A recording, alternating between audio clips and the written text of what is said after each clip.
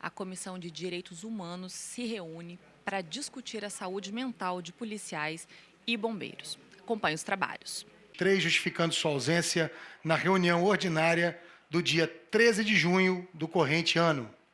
Ciente a Secretaria da Comissão para as Providências. Ofício 202-23 do gabinete da deputada Camila Valadão, datado de 20 de junho de 23, solicitando que seja marcada uma audiência com o delegado-geral de Polícia Civil do Estado do Espírito Santo, José Darcy Santos Arruda, juntamente com o delegado responsável pelo inquérito policial que apurou o assassinato de 3 professoras e de uma aluna no município de Aracruz, episódio conhecido como Massacre de Aracruz. A audiência tem por objetivo tomar conhecimento do andamento do inquérito, bem como das medidas e estratégias em estudo ou implementadas no sentido de evitar que novos crimes de ódio e de intolerância sejam praticados nas instituições de ensino sediadas em nosso Estado. Só para deixar nítido aqui para os colegas deputadas, essa é uma solicitação com base nos encaminhamentos da nossa audiência pública, tá? Acerca desse tema que foi realizada no dia 25 de maio. Então, ciente a Secretaria da Comissão para as Providências. Correspondência firmada pelo cidadão Máximo Braga Freitas, de 21 de junho de 23, denunciando irregularidades na prestação de serviços de saúde pública nos municípios de Domingos Martins e Santa Leopoldina. Originalmente, correspondência de igual teor foi protocolada junto à Comissão de Saúde desta casa, onde já está tramitando. Ciente a Secretaria da Comissão para as Providências. Ofício 3223 do gabinete do deputado Capitão Assunção, datado de 21 de junho de 23, justificando sua ausência na reunião ordinária do dia 13 de junho do corrente ano. Ciente para providências. Ofício 363, de 22 de junho de 23, do gabinete da deputada Irine Lopes, solicitando a alteração da data da reunião extraordinária sob forma de audiência pública destinada a discutir o tema segurança do trabalho nos portos para 14 de julho de 23, às 14 horas, no plenário Dirceu Cardoso. Ciente a Secretaria da Comissão para as Providências. Correspondência eletrônica firmada pela delegada Inês Ângela Loss, chefe da Divisão de Promoção Social da Polícia Civil do Estado do Espírito Santo, justificando sua ausência no debate e apresentação dos resultados da pesquisa Saúde Mental dos Agentes de Segurança Pública na sessão ordinária de hoje. Ciente a Secretaria da Comissão para Providências. Proposições recebidas. Projeto de Lei 114-23, autor do deputado Deninho Silva.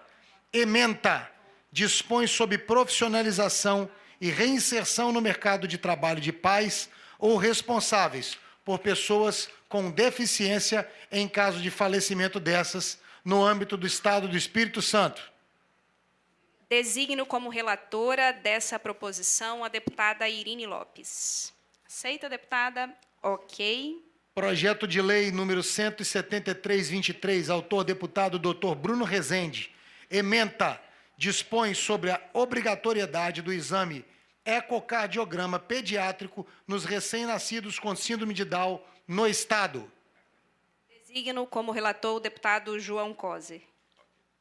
Proposições distribuídas não houve no período, proposições sobrestadas não houve no período, proposições baixadas de pauta não houve no período. Passo a palavra para a condução dos trabalhos na fase da ordem do dia a senhora presidenta, a deputada Camila Valadão. Obrigada, Bernardo. Quero saudar o deputado Lucas Polese, que acaba de chegar aqui na reunião da comissão. Senhores e senhora, bom, passo aqui a ordem do dia, nós temos deliberações e quero colocar também depois as deliberações aqui em discussão, mas a primeira é deliberar sobre o pedido formulado por mim para a realização da audiência com o delegado-geral da Polícia Civil e o delegado responsável na apuração do inquérito do massacre de Aracruz. Esse é um encaminhamento da nossa audiência pública realizada aqui no dia 25 de maio. Depois eu vou tentar casar as agendas com os senhores. A gente está com a agenda bem corrida, mas a gente vai tentar aí esse milagre de buscar essa agenda conjunta para essa agenda, para essa atividade. Coloco o tema em discussão. Deputada Irine Lopes. Bom dia a todas, todos e todes. Bom dia aos meus colegas na mesa. Bom dia a quem nos acompanha pelas redes da ALIS. Eu quero, deputada Camila, parabenizá-la por ter tomado a iniciativa de encaminhamento rápido da nossa decisão da audiência pública. Foi uma audiência pública extremamente elucidativa, onde nós tivemos bastante paciência para discutir o tema de maneira geral, discutimos a questão local, discutimos a questão nacional, né, dos ataques às escolas, discutimos com as informações que tínhamos a situação ocorrida em Aracruz. Então, me sinto bastante contemplada e, obviamente, o meu voto será pela realização. Obrigada, deputada Irine. Deputado João Coser. Presidenta Camila, primeiro cumprimentá-la pela iniciativa, assim, mais na perspectiva de olhar para o futuro, né? Infelizmente, o caso foi grave, marcou o Estado do Espírito Santo de forma negativa, mas esse debate do ódio, da intolerância, está presente nos jornais, nos telejornais, no mundo inteiro, muito forte. No Brasil, infelizmente, nós, no Espírito Santo, entramos na fila muito rapidamente. Então, é uma preocupação legítima. Ninguém tem varinha de condão, porque é uma coisa que acontece, uma preocupação, mas nós temos, sim, condições de ajudar na perspectiva de termos um ambiente mais solidário, mais humanizado dentro das escolas e todos os espaços de trabalho e de convivência. Então, naturalmente, acompanho Vossa Excelência na proposição. Deputado Lucas Polezi, quer se manifestar? Também acompanho na decisão, no sentido de que a audiência leva essa casa a debater formas de aprimorar os mecanismos, né? E que não aconteça em vão. É lógico que as principais soluções vêm da esfera federal, trazendo punição para quem pratica crimes violentos, né? Coisa que o Brasil só caminhou na linha contrária nos últimos anos. Mas na esfera estadual a gente também pode desenvolver mecanismos, né, como segurança nas escolas, profissionais aí de assistência, psicólogos, detector de metal, câmera de vídeo monitoramento, enfim, uma série de medidas que a gente pode contribuir. Obrigada, deputado Lucas Polezi. Então, estou entendendo que há aí consenso por todos os membros, unanimidade. Então, aprovado por unanimidade essa reunião. Quero ainda, senhores, na ordem do dia, pedir a inclusão para que possamos aprovar enquanto comissão. Já enviei o projeto para a deputada Irine, deputado Lucas Polezi, conversei agora pela manhã com o deputado João Coser, que é a proposição de um projeto de lei pela comissão como resultado da discussão realizada na reunião anterior, onde nós recebemos pessoas que vivem com albinismo, né, pessoas albinas no estado do Espírito Santo. Foi apresentado aqui na comissão um conjunto de reivindicações para melhorar as condições de vida dessas pessoas. Nós trabalhamos a partir dessas reivindicações, levantando legislações para que pudéssemos avançar em termos de direitos. Então, a proposta é a instituição de uma política estadual de proteção dos direitos da pessoa com albinismo no estado do Espírito Santo. Quero saber se os deputados querem discutir, se podemos protocolar o projeto como projeto desta comissão, resultado da discussão que foi riquíssima. Passo para o deputado João Coser. Por mim, pode protocolar, sou totalmente favorável, acompanho bastante o tema, tenho pessoas próximas que convivem com essa realidade. Recentemente teve uma presença grande na televisão também, uma matéria bem profunda sobre isso. Acho que o Espírito Santo está de parabéns você que Vossa Excelência, né? Isso aí. Propôs uma iniciativa importante em nome da comissão mais rica ainda. Obrigado por nos incluir nesse projeto. Obrigada, deputado João Coser. Deputado Lucas Polezi, favorável. Também deputada Irine Lopes. Favorável. Ótimo. Então, vamos protocolar esse projeto como resultado da Comissão de Direitos Humanos e que a gente possa sempre seguir avançando em proposições conjuntas. Isso faz bem para o Espírito Santo, isso faz bem para esta Casa de Leis e contribui para a gente avançar em direitos para aqueles e aquelas que são os mais afetados. Quero ainda, senhores, pedir ainda uma outra inclusão, que é uma diligência desta comissão. Nós acompanhamos nos últimos dias, de forma muito triste, os episódios que ocorreram na região de Gurijica, aqui na cidade de Vitória, que afetou todo o território do bem, que resultou na morte de 3 pessoas, uma delas que estava hospitalizada. A gente, inclusive, João Coser ontem, né, deputado, fez o registro de 1 minuto de silêncio para o senhor Daniel Ribeiro Campos da Silva. Nós recebemos, no dia de ontem, uma nota, isso foi ontem à noite, da comunidade do território do bem, assinada por várias entidades. A minha proposta é que, enquanto comissão, nós possamos fazer uma diligência à comunidade. Para ouvir essa comunidade, ouvir essas entidades, considero que esse também é o nosso papel, acolher esta comunidade neste momento, que é um momento de luto para toda a sociedade capixaba. Afirmo que vou buscar uma data consensual nas nossas agendas para que a gente possa fazer essa diligência lá na comunidade e também buscar um espaço físico adequado para que a gente possa fazer essa escuta. Talvez a própria igreja, né, a paróquia, enfim, vamos buscar um espaço físico para isso. Pode ser, senhores? Deputada Irine, na sequência, deputado João Coser. Bom, eu concordo com a diligência. Acho que será um gesto muito importante da Comissão de Direitos Humanos da Assembleia Legislativa, porque é um território atormentado cotidianamente pela violência contra jovens, contra as famílias, contra trabalhadores e trabalhadoras. Há excessos.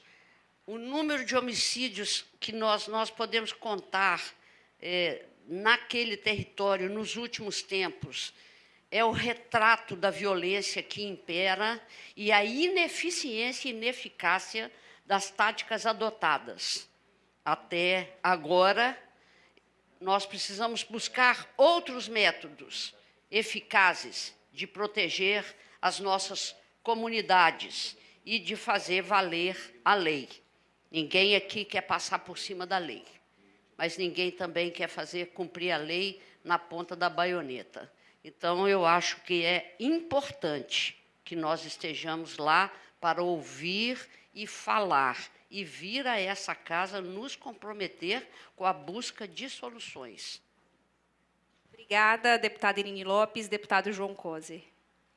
Presidente Camila, deputado Lucas, deputada Irine, e os que nos acompanham aqui. Olha bem, eu quero assim, prestar solidariedade à população daquela região. Quando eu vim para Vitória, minha família, meus pais foram para lá, e nós moramos lá até hoje. Tenho 4 irmãos que moram em Itararé. Eu saí depois de 17 anos, aí fui para Maria Ortiz, Jardim da Penha. Hoje estou em Santa Helena, mas assim, a nossa presença lá é muito grande. A igreja nós ajudamos a construir. Até hoje eu participo lá da paróquia, agora Santa Teresa de Calcutá. E a Irine usou uma expressão forte, né? Mas é uma comunidade assim, sofrida, porque bacana, estamos no centro de Vitória, uma região linda. Se subir o morro é bonito, se ficar embaixo é bonito, estamos perto da Avenida Baruí, Leitão da Silva, tudo a favor. E, infelizmente, o ambiente não está contribuindo. A minha preocupação é com o que está acontecendo com o Espírito Santo. Se nós não tivermos cuidado, daqui a pouco o Estado vai perder o controle sobre esses territórios, como já existe em outras partes do Brasil. Nós ainda temos um Estado que dá conta, que o serviço público chega, que a segurança pública chega, mas tem um ambiente muito tenso.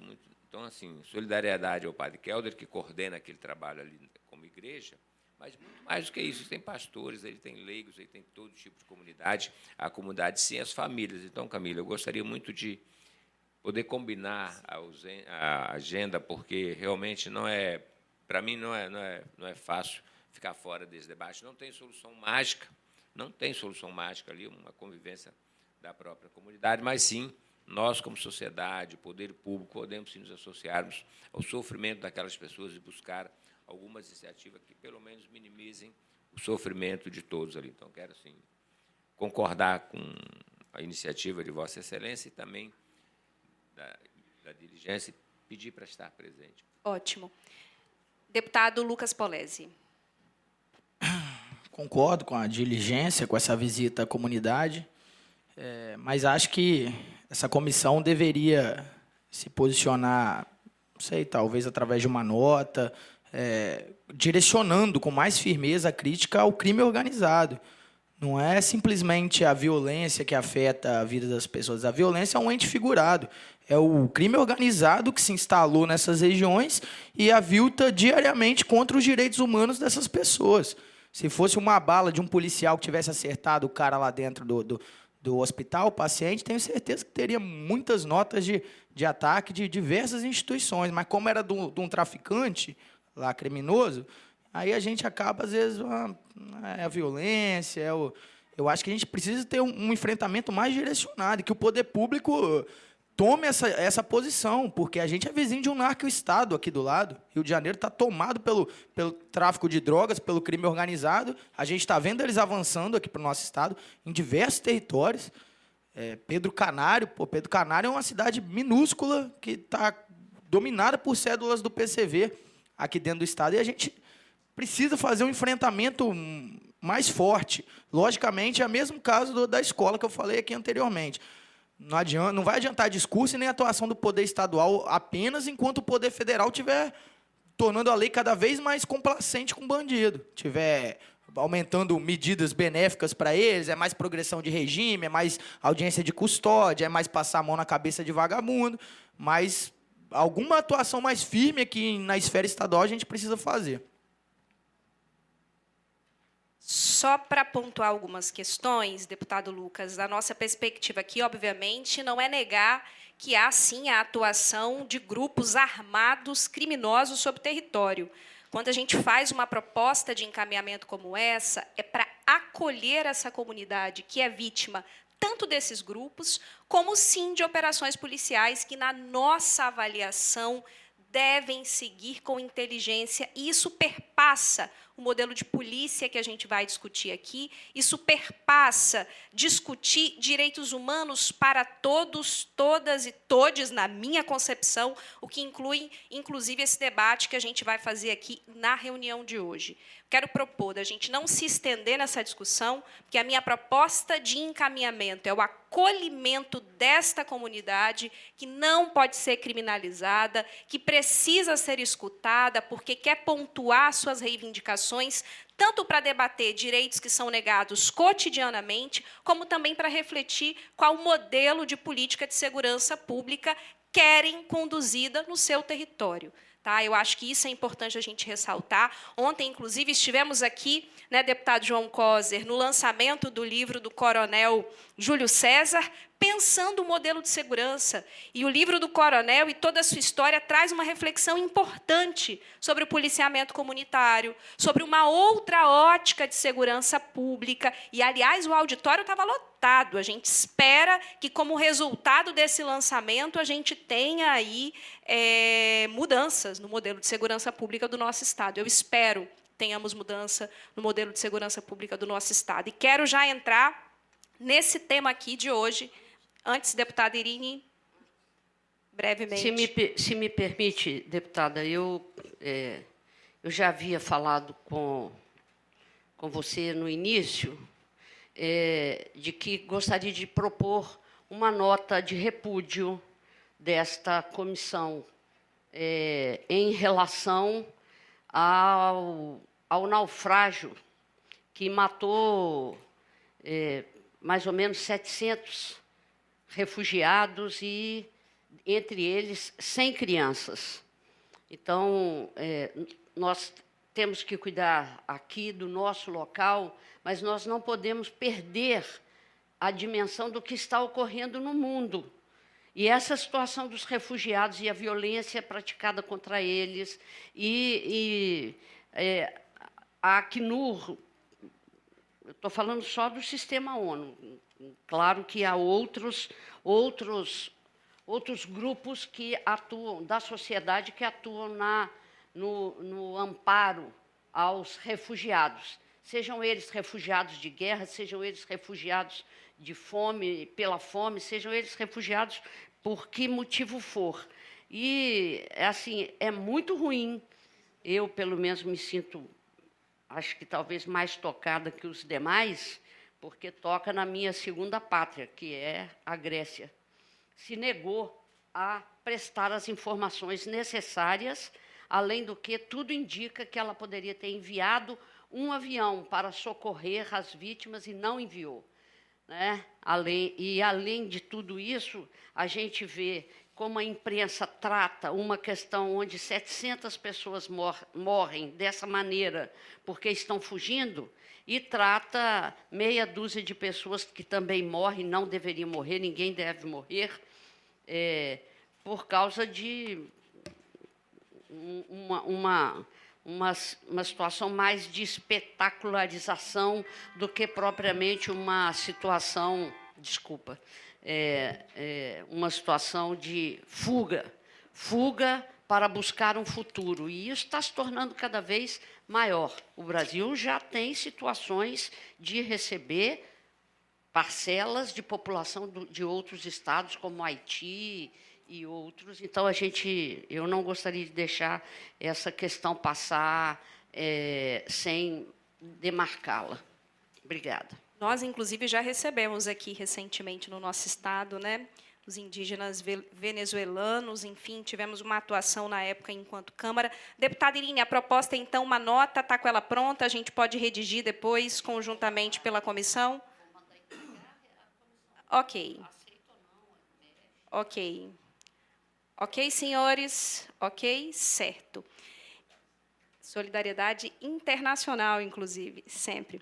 Bom, passamos agora, antes de passar para os nossos convidados, eu quero só situar, para quem está aqui nos acompanhando, o contexto em que esse tema chega aqui nesta comissão.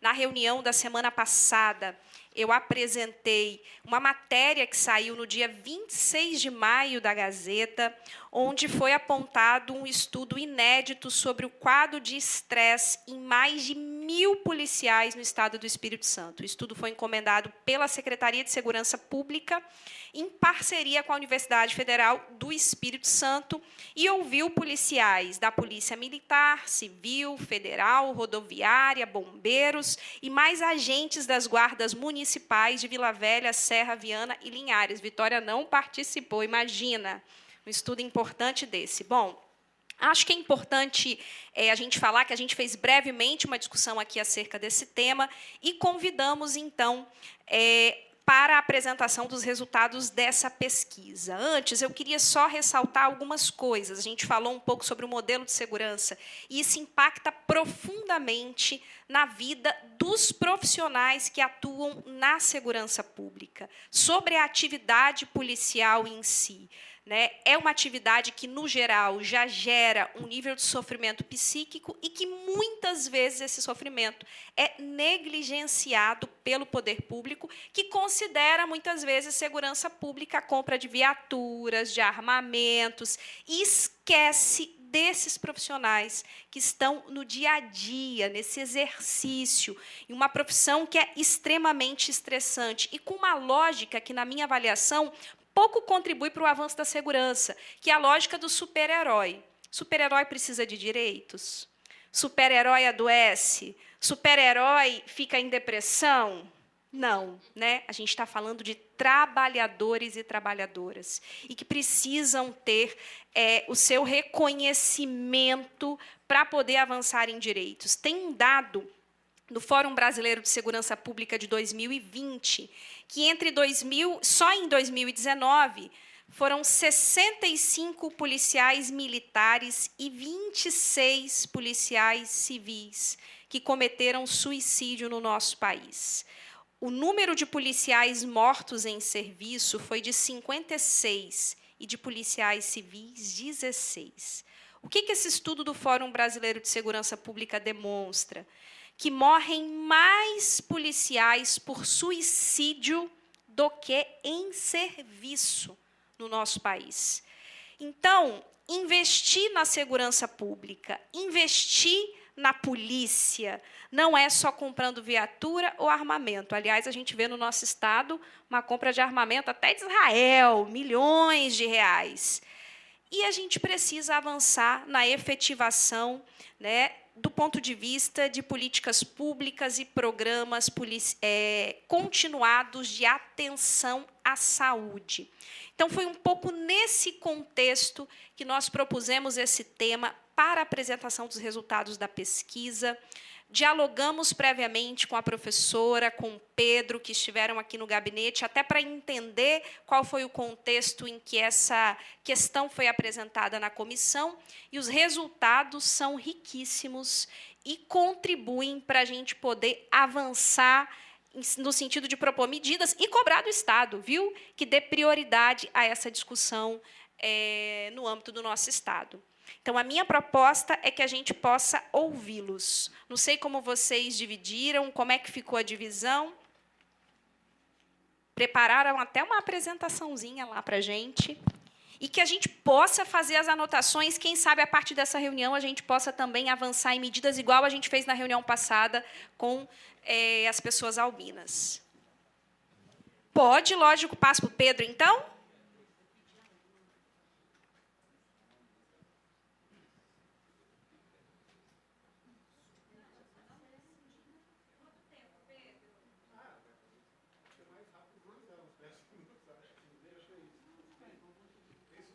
Tá ótimo. Você se apresenta? Eu acabei não te apresentando, hein, mal educada. Pedro vai se apresentar, porque ele tem um currículo aí longo.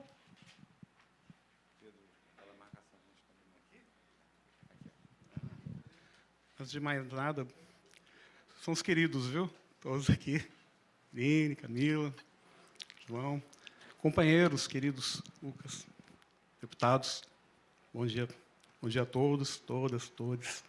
Então, meu nome é Pedro Luiz Ferro, sou psicólogo e trabalho na Secretaria de Segurança desde 2019, ano que eu levei até o governador uma proposta de trabalhar com a saúde mental das forças policiais que atuam no Estado. Até então, eu só tinha em mente a Polícia Militar, mas eu acabei conhecendo um outro grupo que começou antes de mim. Esse grupo, Carol, você pode só passar primeiro o slide, por favor? Começou um trabalho em 2017. Aqui tem uma representante, a professora Teresina Brandes, que é psicóloga. A nossa equipe, lá na CESP, é uma equipe multidisciplinar, que é composta de psicólogos e sociólogos. Está a Carolina, que está aqui, socióloga. Teresina está lá. Está tímida, né, Teresina? Teresina não gosta que eu fale que ela foi minha professora. Ela fica brava. Ah, foi minha professora. Né? Mas então, gente, aí eu levei uma proposta em 2019 para o ainda candidato Renato Casagrande. Falei, Renato, eu estou com uma proposta de fazer uma pesquisa ampla na Polícia Militar. E o governador, no ano seguinte, amplamente atendeu, né? Já como governador, e eu fui compor a Secretaria de Segurança. E, a partir daí, nós passamos a criar uma comissão permanente de atenção à saúde dos servidores da Segurança Pública, Defesa Social e Justiça, composta por membros de todas as forças policiais. Essa questão é inédita, porque nós temos representantes da Polícia Federal, Polícia Rodoviária Federal, das 3 forças que atuam no Espírito Santo, que é a Polícia Militar, a Polícia Civil e o Corpo de Bombeiros Militar, e nós convidamos todas as guardas municipais para participarem. Mas as que aceitaram participar foram justamente a de Vila Velha, Viana, Serra e Linhares. A partir daí, nós começamos a elaborar projetos realizados com muitas mãos, não somente um par de mãos, muitos pares de mãos. As pessoas que estão hoje nessa comissão são pessoas da área, como está aqui o Major Clóvis, que participa conosco lá da comissão, ele é enfermeiro. Nós temos assistentes sociais, psicólogos, que atuam dentro das forças de segurança. Então, a partir daí, nós construímos 3 projetos muito importantes. O primeiro, nós convidamos o NUPLA, daqui a pouco o professor doutor Marcelo Fettes vai estar falando aqui, que foi uma pesquisa diagnóstico da qualidade de vida de todos os policiais que atuam no Espírito Santo. Ele vai falar em detalhes daqui a pouco.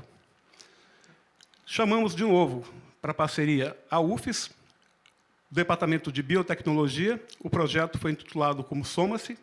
A professora doutora Adriana daqui a pouco vai falar dos resultados, como é que foi o projeto.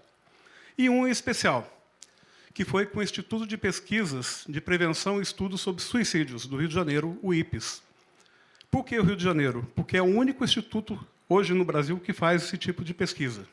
E fomos a mais longe ainda. Nós fizemos capacitações, nós temos estudos profundos, fizemos autópsias psicossociais com parentes e colegas das pessoas que, infelizmente, tiraram a vida, e fomos buscando cada vez mais resultados. Não ficamos apenas na pesquisa, nós fizemos intervenções também e capacitações. Para esse ano, já, de 2023, estaremos, a partir de agosto agora, junto, de novo, com a UFES, lançando uma pós-graduação em Saúde, Direitos Humanos, tá, e Segurança Pública, exatamente para os gestores dessas 3 forças. E estaremos aí com uma segunda edição do projeto Soma-se, que agora vai mudar o nome, né, Adriana? Vamos mudar o nome do projeto. Mas é isso. Nós estamos lá, nós ouvimos todas as associações, sindicatos, estamos tentando fazer políticas públicas permanentes. Não políticas públicas apenas de governo, mas de Estado. Nós acreditamos na prevenção e não na pós-venção. Acreditamos que prevenir sempre é o melhor remédio. E por isso que nós estamos aqui. Não é? Estou indo agora para mais um mandato, espero terminar esse mandato. E depois eu já falei para a Camila, né? Eu quero ir aposentar, vou para a curva da Jurema, eu quero pescar. João, vamos pescar lá na curva daqui a um tempo? Né? Mas é isso. A nossa intenção é essa. Senhora? Pois é. Mas pelo menos é o meu sonho, sabe? Eu aposentar com saúde, aposentar com uma saúde mental legal. E, principalmente nesse período que nós estamos agora, é cuidar de quem cuida. Clóvis, Major Clóvis, eu quero agradecer ao HPM. Nós fizemos exames laboratoriais, ela vai falar daqui a pouco, para saber como é que estava a saúde dele nas questões cardiológica, nutricional e psicológica também. Então, foram estudos profundos. É isso. Eu fico aqui e vou deixar agora as pessoas que são os protagonistas das pesquisas falarem. E, olha, muito obrigado por essa oportunidade, viu? Obrigado mesmo. Eu que agradeço, Pedro, e dizer que esse tema tem que ser debatido aqui. Quando eu convidei o Pedro e a professora Adriana, eu falava, olha, a Comissão de Direitos Humanos precisa debater essa discussão. Antes, já registramos a presença do Major, obrigada pela presença. Quero registrar também a presença da Paola e da Maria Helena, do Movimento Policiais Antifascistas. E quero passar, então, não sei como a professora Adriana e o professor Marcelo combinaram, tá certo. Então, Marcelo. Tá, então só falar aqui, professor Marcelo Fetes, do Departamento de Ciências Sociais e coordenador do Programa de Pós-Graduação de Ciências Sociais da UFES, e, na sequência, a professora Adriana Madeira Álvares da Silva, professora do Departamento de Morfologia da Pós-Graduação em Biotecnologia.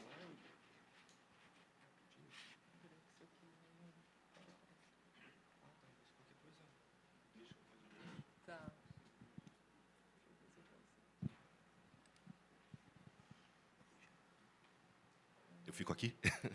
Gente, bom dia. É um prazer imenso estar aqui, né? Queria parabenizar a Camila pela condução da comissão, a Irini, deputada Irini, deputado Coser, né, João. Eu acho que é um espaço muito importante para a gente. Eu fico super feliz de estar aqui representando a UFES, né? Representando o Departamento de Ciências Sociais e falando um pouquinho essa pesquisa da Adriana, falando um pouquinho da pesquisa que a gente conduziu junto à Copaz, né? A gente, quando o Pedro me procurou, acho que uns 3 anos atrás, a gente não sabia ao certo como proceder, né? Como dar um start no desenvolvimento de uma análise que fosse metodologicamente coerente, né, e que pudesse fornecer, acho que, evidências científicas suficientes para que políticas públicas pudessem ser orientadas, né, e que o diagnóstico que fosse trazido por essa pesquisa fosse útil do ponto de vista da melhoria do serviço público prestado à população e, obviamente, né, focado ali na qualidade de vida, no trabalho e na avaliação das questões de saúde mental das forças de segurança do Espírito Santo, né? Eu sou coordenador do NUPLA, né, que é um núcleo de pesquisa, inovação e desenvolvimento socioeconômico na UFES. E lá a gente faz pesquisa populacional, né? São levantamentos que têm uma validade estatística, a gente tem um controle metodológico significativo, né? Então, quando a gente faz um mapeamento, quando a gente faz uma proposta de implementação de um estudo, a nossa grande questão, mais do que um questionário, mais do que a população, é tentar ter essa cobertura e ter uma validade estatística onde a gente possa ter controle, né? Para que aquela informação que a gente está trazendo para a população não seja uma informação do tipo de uma enquete, né? Ainda que uma enquete seja importante, seja interessante, uma pesquisa com validade estatística ela tem um outro nível de qualidade, né? E a partir disso, né, a gente começou a desenvolver essa dimensão metodológica, entender o posicionamento das forças de segurança no Estado do Espírito Santo, né, tanto da Polícia Militar, Polícia Civil, as guardas municipais, né, o Corpo de Bombeiros e as guardas municipais que aceitaram participar, né, da pesquisa, né, e desenvolvemos uma metodologia para cada uma, porque cada uma delas tem uma natureza específica, cada uma delas tem uma questão específica e cada uma delas tem uma distribuição específica no Estado, né? E cada uma tem um problema específico em função da atuação, em função da estrutura, uma militarizada, outra não militarizada, com uma atuação de segurança pública diferente, né? E o que a gente pensou, assim, em termos de construção foi, no caso, por exemplo, da Polícia Militar, foi estratificar essa força especificamente dentro das 5 regiões de atuação no Espírito Santo, porque as demandas são diferentes, né? A atuação da polícia na região metropolitana é diferente da atuação na região serrana, que é diferente da atuação no norte e no sul do estado. Então, a gente mapeou em função da região noroeste, norte, região serrana, metropolitana, a forças especiais e serrana, né? Só para dar o caso da Polícia Militar, que foi o maior desafio metodológico para a gente, né? E dentro de cada região, a gente estratificou por batalhão. Então, a gente construiu ali uma metodologia que tentasse representar aquela força proporcionalmente à distribuição dela no território do Espírito Santo, de uma forma diferente, por exemplo, do que a Senasp fez em termos de levantamento de pesquisa, que ela entendeu o Espírito Santo como uma unidade única, né, sem uma diferenciação e sem uma natureza específica para cada região. Então, a gente conseguiu, né, só para um número, né, foram 1.681 respostas da Polícia Militar.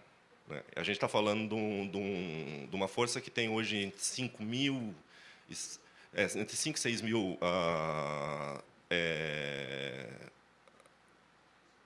indivíduos, e a gente teve uma cobertura aqui que chegou a mais de 30%. Depois, fazendo o tratamento estatístico, esse número cai um pouco, né, porque a gente teve que fazer a adequação, a estratificação proporcional.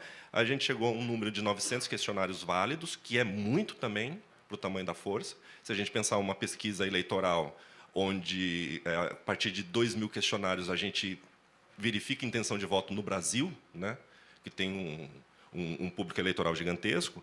Aqui a gente tem uma pesquisa que ela traz detalhadamente e metodologicamente aquilo que a gente prospectou enquanto coleta de informação. Em termos de validade estatística, a gente está falando aqui de uma pesquisa que teve uma margem de erro de 3%, para mais ou para menos, né? Então, o que eu não vou apresentar aqui todos os gráficos, nem os gráficos, porque são mais de 100 elementos de pergunta, né? Então, eu ficaria falando eternamente e não cessaria, né? Mas eu acho que é uma questão importante aqui, que é até um questionamento que a gente já está tendo, né, depois que foi para a mídia e tal, da validade da pesquisa. A pesquisa tem uma validade importante, ela tem um desenho, ela tem 2 perspectivas metodológicas, né?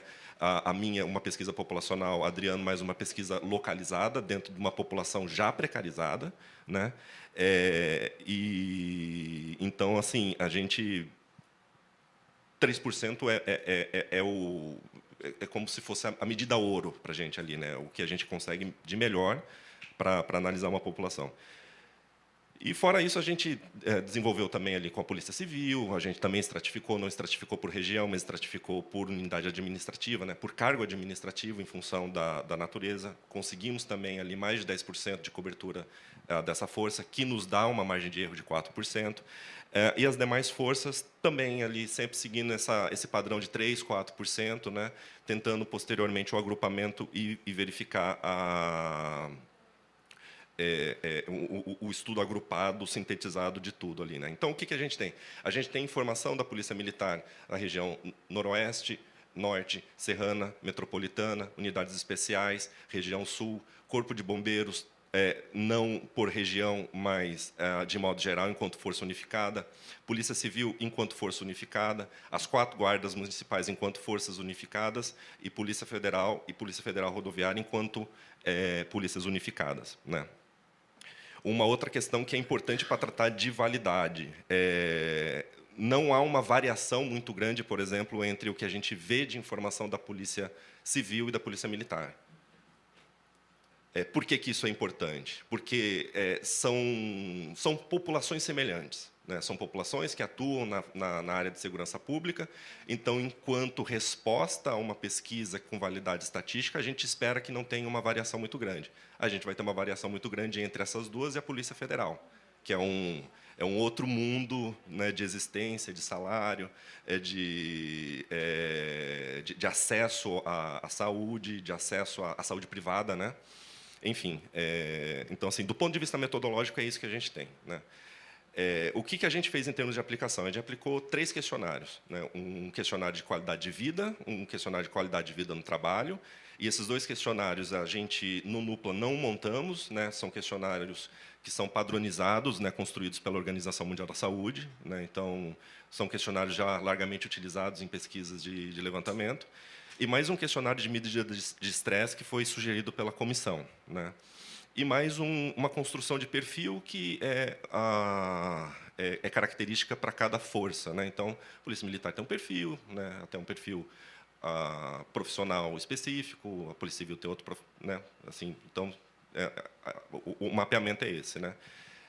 E esses 2 questionários tentam verificar a autopercepção desses agentes com relação a alguns elementos que são tanto de vida, né, de qualidade de vida, como acesso a serviços públicos, acesso a serviços privados, avaliação dessa percepção de prazer, né, capacidade de cumprir um desejo de vida, enfim.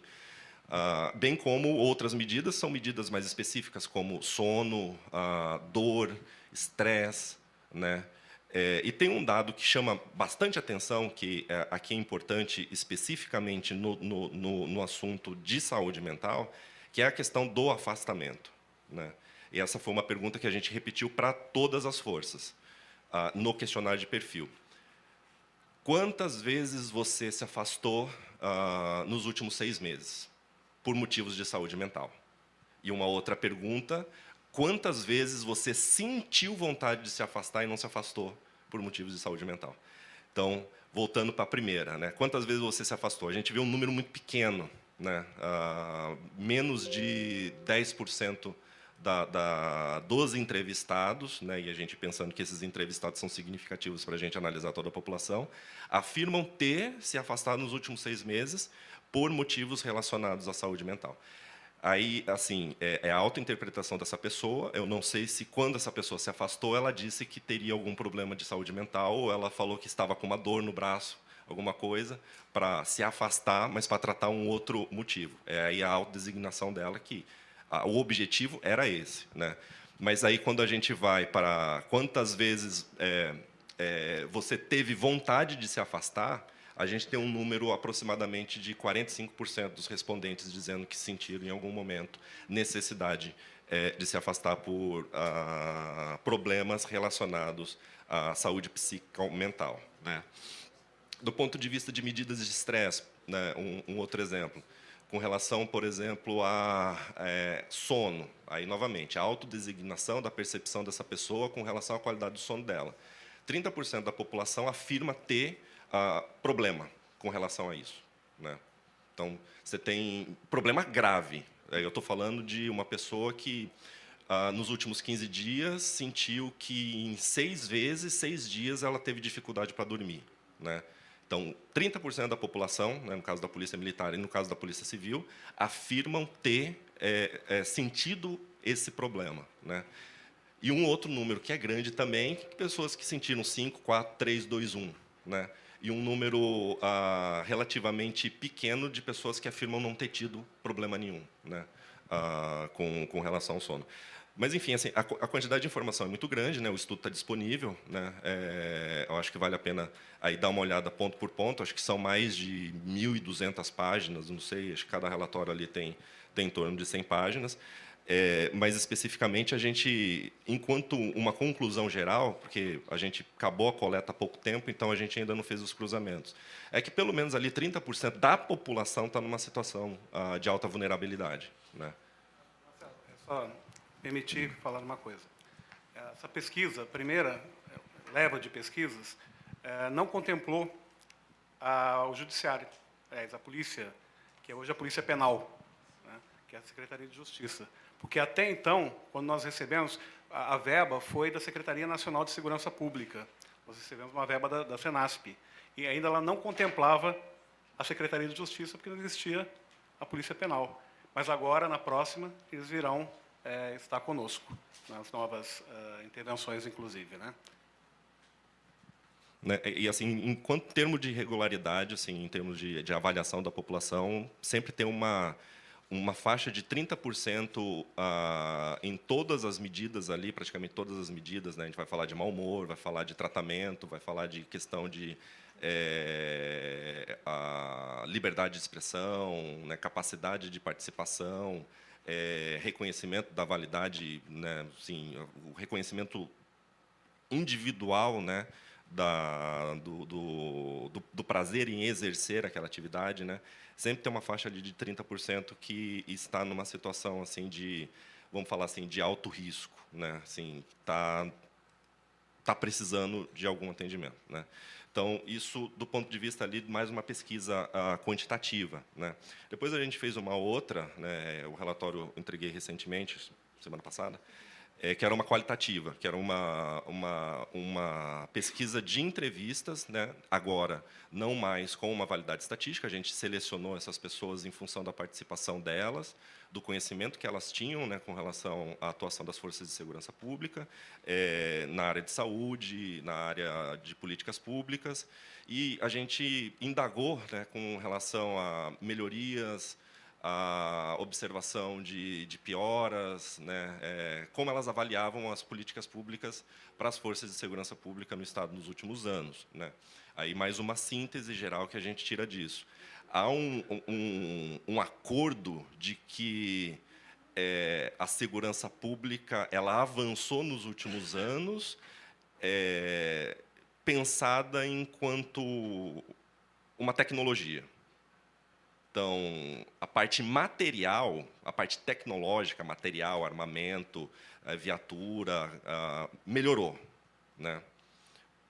Mas o mesmo não se observa do ponto de vista de qualidade de vida desse servidor e de uma atenção específica, sobretudo à saúde psicológica, à saúde mental, de um trabalho que necessariamente envolve uma particularidade gigantesca, que é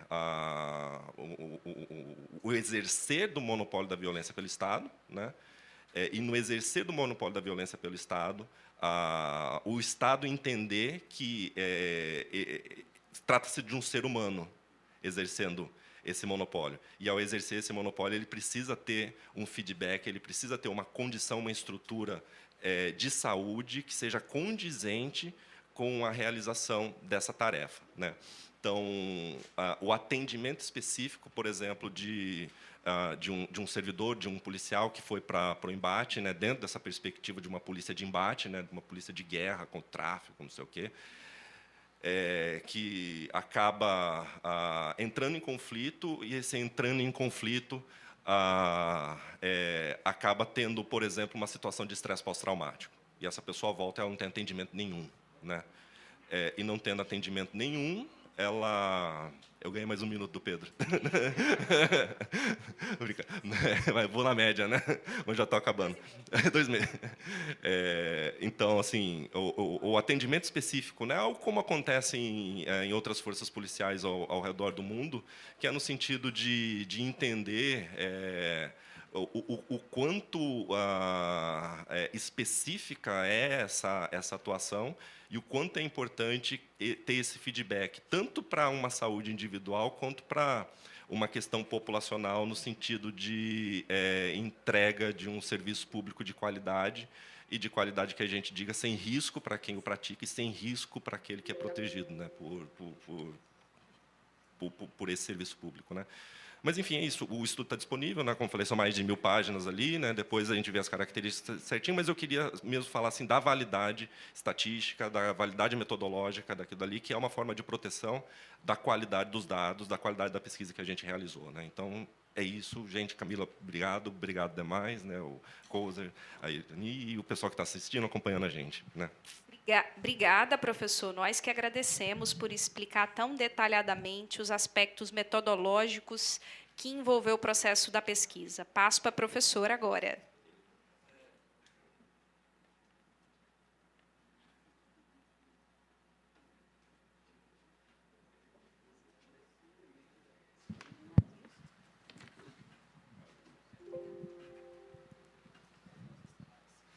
Olá, quero agradecer a oportunidade de estar aqui, cumprimentá-los e cumprimentá-las. É uma alegria muito grande e quero dizer que o projeto que eu vou apresentar agora, ele é bem diferente do projeto do professor Marcelo, porque ele fez essa análise estatística, né, bem refinada.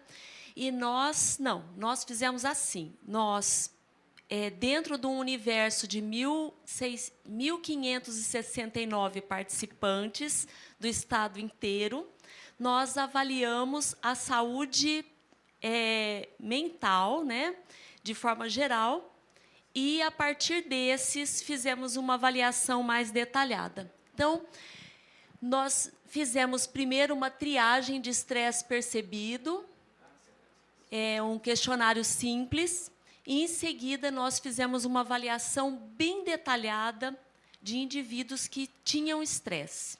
Então, nós pegamos uma amostra de pessoas que tinham estresse e fizemos uma avaliação bioquímica, né, e agradeço ao HPM por ter disponibilizado os exames bioquímicos. Nós fizemos avaliação de burnout, nós fizemos de estresse pós-traumático, uma avaliação mais detalhada da condição de sono, avaliação cardiológica com eletrocardiograma e avaliação de um médico cardiologista, nutricional com um recordatório alimentar bem extenso, e peso e altura, né, antropométrica, quantidade de gordura, e a psicológica bem detalhada. E, em seguida, nós propusemos intervenções. E essas intervenções, a gente queria saber se as intervenções dariam certo, se funcionariam. Então, fizemos uma intervenção da psicologia, que é chamada de Stress Reverse, que é uma atividade em grupo de até 15 pessoas, em que a psicóloga fazia uma atividade de aumento da autoconsciência corporal, de manutenção do momento presente. Tinha também uma intervenção de terapia breve da psicologia, que é uma intervenção psicólogo e atendido, né, 1 para 1, acompanhamento por várias sessões. E nós fizemos também oficinas que ensinavam empatia e assertividade para essas pessoas, que às vezes estavam em situação de muito estresse, então perdendo um pouco aquela questão da empatia, inclusive com a própria família. Então, nós fizemos também essa intervenção nutricional comportamental e para assim, educar esse indivíduo numa alimentação melhor. E até mesmo oficinas de mindfulness, que ensina a relação corpo e mente, respirar, acalmar, que teve um grande sucesso. E alguns casos foram encaminhados como casos complexos, né, aqueles com risco de suicídio, e montamos um curso de habilidades sociais também, para poder contemplar essa oficina de empatia e assertividade. Pode passar. Então, o que nós tivemos de resultado? Em relação à qualidade do sono, foi o dado mais assim assustador mesmo, porque nós vimos que 93% das pessoas relatavam problemas com sono, 50% problemas graves e mais ou menos 40% de problemas moderados com insônia. Pode passar? Nós também fizemos uma avaliação da qualidade de vida, e essa avaliação dividiu esses indivíduos em domínios. E os domínios mais agravados foram os domínios físico e o domínio de meio ambiente. Então, o meio ambiente é trabalho com ruído, deslocamento, condições físicas, né, de moradia ou de trabalho. E o físico, dor, desconforto, não se sentir bem consigo, essas questões todas foram abordadas. Pode passar. E o interessante é que essas pessoas que tinham esses domínios agravados, eles também tinham comorbidades, né? Eles apresentavam muito mais estresse no trabalho, muito mais burnout, enfim, mais depressão, mais ansiedade e assim por diante. Nós também observamos, em relação ao uso de tabaco e álcool, que o uso do tabaco ele era feito por poucas pessoas, mas o uso de álcool ele era feito por muitas pessoas e um uso em risco. Então, esse uso em risco ele deve ser, agora, numa política especial para isso ser atendido. Pode passar?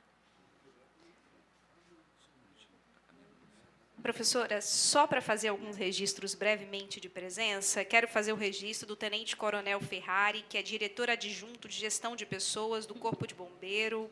Bem-vindo, Tenente. A gente chegou às 11 horas, nos encaminharam a gente para outro plenário, a gente estava aguardando que seria lá. Estavam na Comissão de Segurança. Isso é sintomático, porque eles acham que a Comissão de Direitos Humanos não faz esses debates. Tá vendo? Vocês estavam lá numa audiência de horas na Comissão de Segurança, né? E eles falando sobre, exatamente, falando que o microfone do Tribunal de Contas, falando que teria um projeto da Polícia Civil sobre a saúde do servidor, e fala, deve ser na sequência, deve ser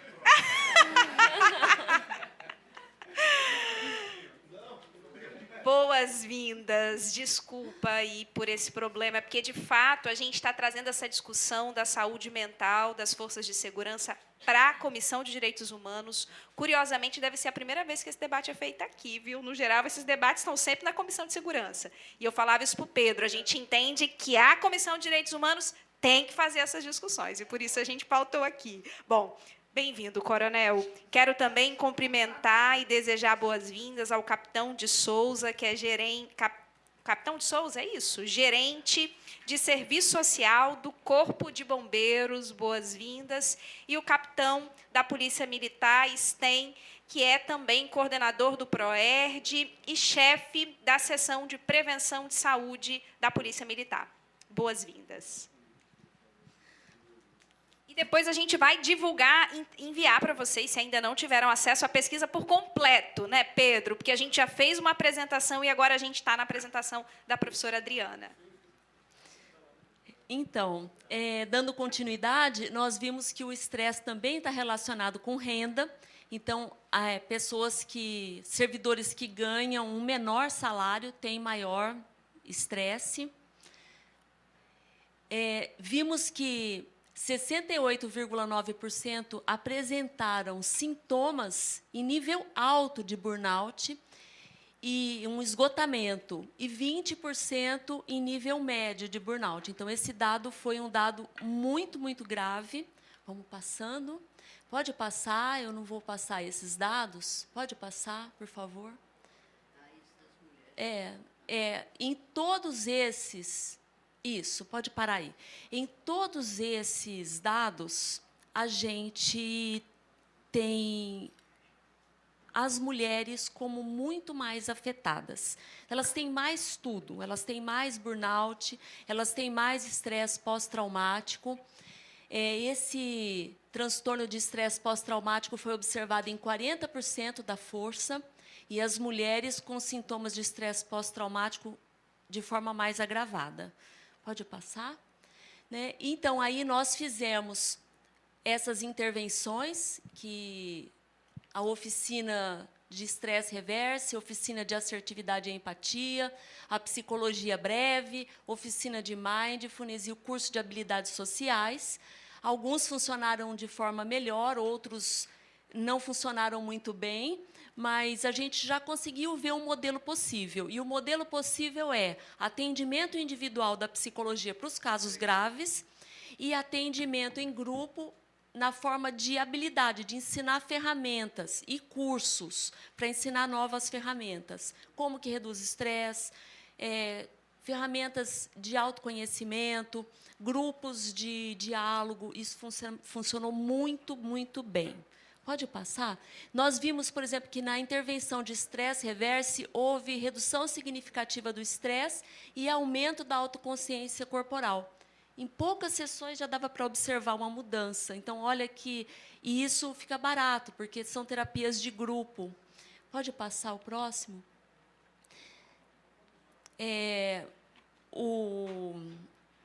A outra intervenção foi de terapia breve, e nós vimos redução da depressão e da ansiedade, também em poucas sessões, no atendimento individual. E eram casos mais graves que foram encaminhados. Oficinas de corpo e mente, como essas de mindfulness, que nós tivemos a oportunidade de implantar, foram um sucesso total, porque eram oficinas livres, entrava quem quisesse. A gente não fez uma triagem antes, a gente deixou aberto para ver se funcionaria, e a adesão foi em massa, foi muito, muito, muito boa. Então, esse também pode ser um modelo. E, para terminar, nós deixamos algumas sugestões para a secretaria. Então, eu vou falando aqui de cabeça, né, algumas sugestões. As sugestões, é o último slide. As sugestões foram ter uma política especial para as mulheres, que isso foi muito, muito gritante que apareceu. Tentar achar formas para amenizar a questão do sono, porque o sono agravado foi o que nós tivemos de mais grave. O estresse, eu não coloquei esse dado aqui, ele esteve presente em mais de 80% das pessoas que participaram das avaliações. Aproximadamente 80% apresentaram algum nível de estresse. E implementar essas terapias, que são bons modelos para se prevenir problemas, né, graves. E dar suporte sempre nas 3 áreas, na nutrição, na cardiologia e na psicologia. Eu não falei quase da cardiologia, mas nós tivemos vários casos graves de pessoas hipertensas que chegaram lá no momento do atendimento, estavam com uma pressão arterial extremamente elevada, ou pessoas que estavam com triglicérides tão alto que era praticamente risco de óbito. Então, nós percebemos que a questão nutricional era importante. É importante fazer um apontamento aqui e dar parabéns para o Corpo de Bombeiros. Sim, não é verdade? O Corpo de Bombeiros era melhor nos parâmetros bioquímicos e de eutrofia, né, de composição corporal, com certeza. O pessoal está afinado. Bom, enfim, programas de redução de uso de álcool e apoio psiquiátrico, que é uma coisa que realmente nenhuma força tem efetivamente. É isso. Muito obrigada, professora Adriana. Eu quero abrir aqui para os deputados. O deputado Lucas Polezi já pediu, abro na sequência para a deputada Irine e depois a gente vai abrir para os demais, ok? Obrigado a todos aí pela presença. Esse tema é fundamental de ser debatido, dadas as gravidades inerentes dele, né? O pessoal aqui foi muito feliz em explicar que, apesar das condições tecnológicas de equipamento terem melhorado muito, a saúde mental dos policiais piorou, né? Antes, o policial antigamente andava com 22 velho num Fusca e estava realizado, era respaldado na sociedade, era respeitado.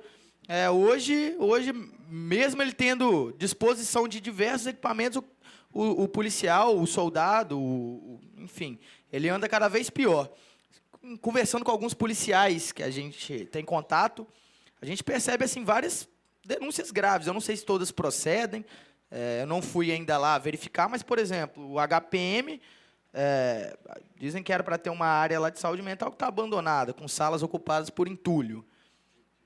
O policial falou que conseguiu um atendimento psicológico em 2017 porque a psicóloga era voluntária ainda.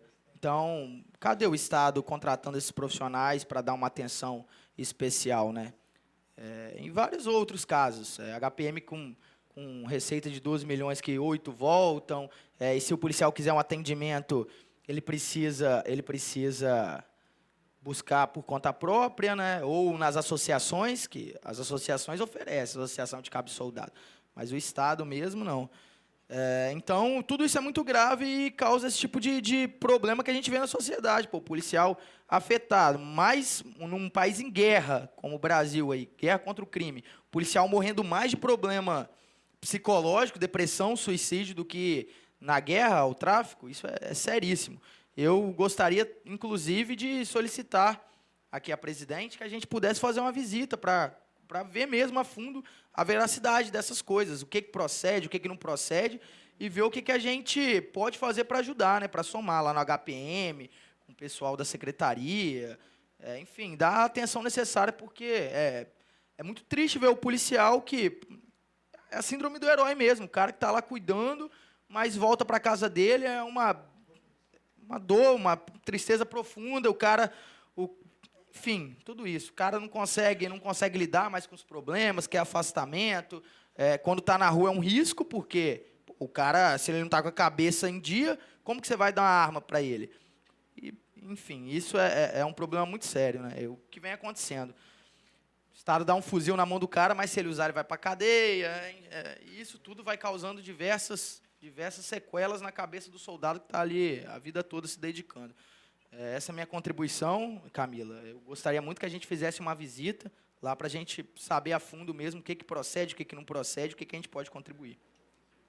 Obrigada, deputado. Só dizer que eu já estou aqui anotando os encaminhamentos e a gente faz no final. Pode ser? Passo agora para a deputada Irine Lopes. Bom, em primeiro lugar, eu quero parabenizar o trabalho que vocês realizaram, extremamente importante, para que a gente possa ter uma radiografia das forças de segurança no Estado do Espírito Santo. Nós somos militantes de direitos humanos. Direitos humanos é para todos, todas e todes. Ao contrário do que prega a propaganda, que eu nem vou falar aqui, porque todos sabem do que eu estou falando, todas e todas. Então, nos interessa de perto as condições de trabalho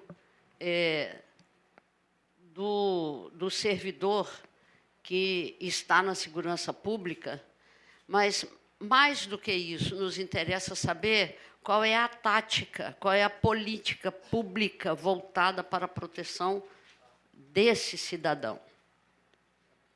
Até agora, nós temos visto um modelo que expõe a situações permanentes de tensão, permanentes, empobrecimento. Hoje, eu afirmo, falo isso em todo lugar, virou um mantra já, nenhum de nós está isento de problemas de saúde mental, nenhum de nós, principalmente depois da pandemia, nenhum de nós, tá certo? Todos nós temos um pouco mais, um pouco menos, depende da profissão, depende da condição econômica, depende da estabilidade familiar e depende, inclusive, de como você enxerga o mundo, né? Estamos um pouco mais ou um pouco menos. Mas o que nós temos visto é um nível de naturalização das condições ruins de trabalho, a naturalização equivocada de onde é o ponto focal da guerra. O ponto focal da guerra que o Brasil tem que travar é contra a fome, contra a miséria, contra a exclusão, porque isso trará uma redução de violência. E os métodos que precisam proteger o próprio policial, não exclusivamente do tiro, mas da repercussão na sua saúde, especialmente na sua saúde mental, dos conflitos de enfrentamento físico permanente, agregado às outras questões que vocês colocaram aqui. Quer dizer, são pessoas que não se autoconhecem, são pessoas que ganham um salário baixo em relação ao trabalho que exercem. É o Estado que diminui cada dia mais, porque cada dia mais parcelas do serviço público vão sendo terceirizados ou privatizados, né? Aqui eu quero, por exemplo, quantos cardiologistas, quantos psicólogos, quantos psiquiatras vocês têm à disposição para cuidar da força de segurança como um todo? Mas nós estamos vendo a felicidade e alegria com que alguns estão demonstrando, alguns dirigentes importantes dentro dessa cadeia de proteção aos próprios servidores da área de segurança, estão felizes com mais compra de armas de um Estado violador de direitos humanos como Israel. Violador de direitos humanos por escolha.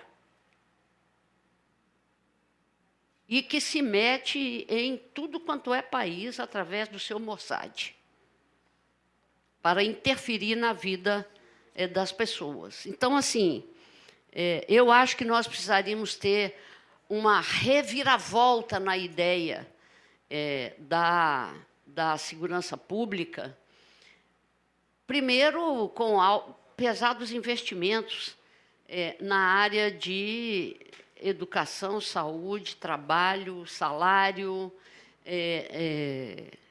sustentados pelo Estado. As pessoas que ganham, eu vou concluir, porque a Camila já disse que eu só tenho mais um minuto, que já está acabando também. Vocês falaram aqui entre tratamento público e tratamento privado. Quantas dessas pessoas podem fazer tratamento privado? Porque a maioria das pessoas que precisam de psicólogo e psiquiatra, nem pelas redes particulares. Os planos de saúde, difícil você encontrar. Quase tudo é particular, particular, particular. E a média é de R$600 por consulta. Eu encerro aqui dando o meu testemunho pessoal. A pessoa que me acompanha foi o mesmo que acompanhou, talvez, a maioria dos policiais militares pós-greve de 17. Então, eu ia lá fazer minha consulta, a sala parecia o cafezinho do comando central, certo? e o índice de suicídio alto.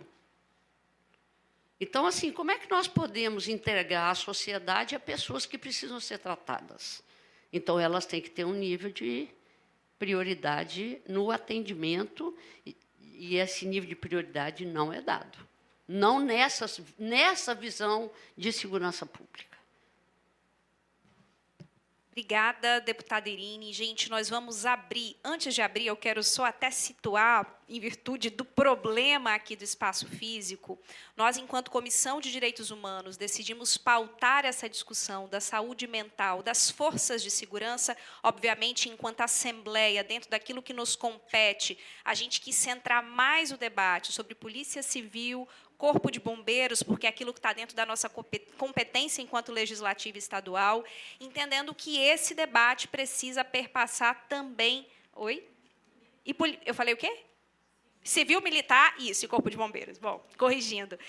E que precisa perpassar também a Comissão de Direitos Humanos. Então, a gente fez a apresentação da pesquisa com o professor Marcelo, a professora Adriana, o relatório está enorme, a gente quer analisar esse relatório em detalhes para a gente poder somar no sentido de fortalecer um atendimento qualificado, estruturado às nossas forças de segurança. Bom, quero abrir agora as intervenções. Eu quero ver se o coronel Ferrari, que é do Corpo de Bombeiros, diretor adjunto de RH, quer fazer uso da fala.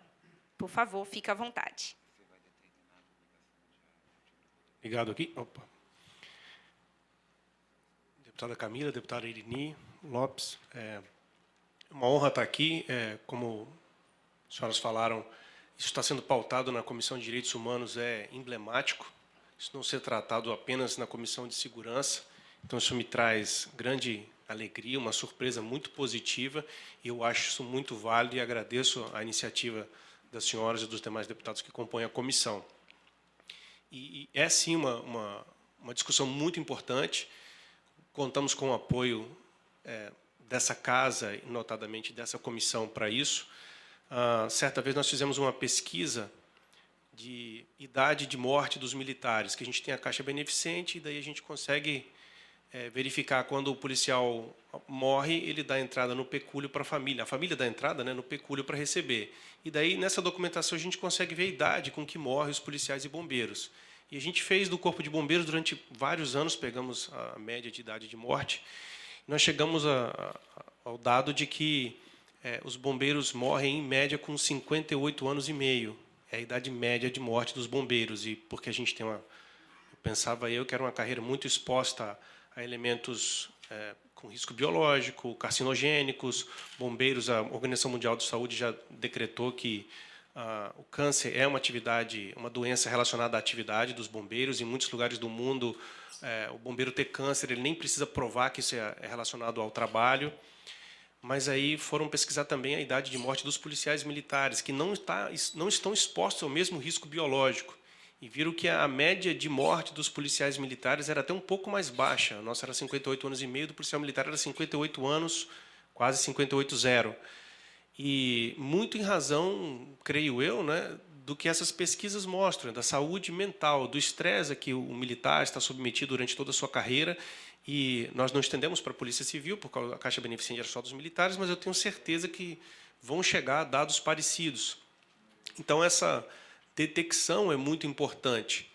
E nós tentamos lá no Corpo de Bombeiros fazer esse acompanhamento à saúde. O doutor Pedro Ferro disse que a gente está um pouquinho melhor na questão ali dos índices e tal, mas porque a gente tem um programa lá, a gente tenta fazer o que a gente chama de programa Bom Estar. Inclusive, eu mesmo estou passando atualmente, acabei de fazer os últimos exames hoje para entregar lá, para ver minhas taxas, para o nutricionista acompanhar, orientar, e indicação para médicos, para buscar tratamento. Então, militares que às vezes descobrem um problema cardiológico, até um problema de câncer de próstata, descobre por esses exames que a gente força o militar a fazer. Tivemos uma outra pesquisa, também com a capitã Fernanda, com também o apoio da Universidade Federal, e que teve um outro enfoque, mas mostrando o custo que a gente tem pelo afastamento do bombeiro militar, do policial militar, por razões psicológicas e psiquiátricas. E concordo com a senhora, quando a senhora falou que a gente precisa muito avançar na intervenção também psiquiátrica, não só psicológica, O tratamento psicológico é importantíssimo, mas às vezes precisa de medicação para regular a química do cérebro. É um órgão que às vezes precisa regular, e isso é difícil mesmo e é caro mesmo. Também precisei fazer uso desse tipo de tratamento, e foi como a senhora falou, foi particular e pagando caro, e fez muita diferença para mim, e tenho certeza que faz também para os policiais e bombeiros militares e policiais civis. Também a parte de finanças, que uma das senhoras também falou brevemente, então a gente também vê o problema de às vezes, mau gerenciamento do orçamento doméstico, então a gente também lá busca fazer essa intervenção e tentar ajudar o militar a organizar as contas dele para tentar contribuir para a saúde plena dele. E não pude pegar o início das apresentações, porque nós chegamos na hora, mas somos encaminhados para outro local, então eu peço desculpas, mas veja, uma pesquisa, um ponto que eu vou destacar é que não só entrou na detecção dos problemas, mas apresentou aí uma série de indicações, de apontamento de como a gente pode tratar para melhorar a saúde do servidor, da segurança pública. Então, série de ações ali, como terapias livres, a terapia breve, até o curso online e etc., que depois nós vamos buscar a fundo, e junto lá com o Dr. Pedro Ferrer, Secretaria de Segurança, que também tem dado uma atenção a isso, muito esforço dele, da equipe lá da CESP, a gente tentar implementar algumas dessas ações para contribuir para a saúde do nosso bombeiro, policial, militar, falando pelo Corpo de Bombeiros, assim, vou buscar isso lá, e agradecemos demais. Obrigada, Coronel. Nós que agradecemos pelas contribuições. Eu quero ter acesso a essa pesquisa da capitã Fernanda. Depois eu quero, se possível, o contato. Não sei se o Pedro tem lá na CESP, mas eu gostaria de ter acesso. Passo agora para o Major Clóvis, que é representante da Diretoria de Saúde do HPM. Se tiver considerações, Major, fique à vontade. A grande consideração que a gente tem é que esse embasamento da pesquisa foi excelente, porque realmente eu atendo esse público lá, e eles trazem todos esses problemas, né? Inclusive o papel da mulher, que é importantíssimo na família do militar. É muito triste quando o militar é tanto agredido socialmente como pessoa, como qualquer outro movimento, e ele tem que levar isso para casa. Não deveria levar, deveria estar levando para um psicólogo, para um psiquiatra, para poder amenizar a situação da mulher em casa. O papel da mulher vem sendo fundamental dentro da polícia militar. Ela que segura todas as pontas. E a gente tem que atender não só o PM, mas toda a família. E isso é importantíssimo. E acho que a pesquisa abrangiu esse tema muito bem. O Pedro, o pessoal da UFES estão de parabéns, e espero que isso seja colocado em prática. E que a mulher seja vivenciada nessa situação com seu esposo e família.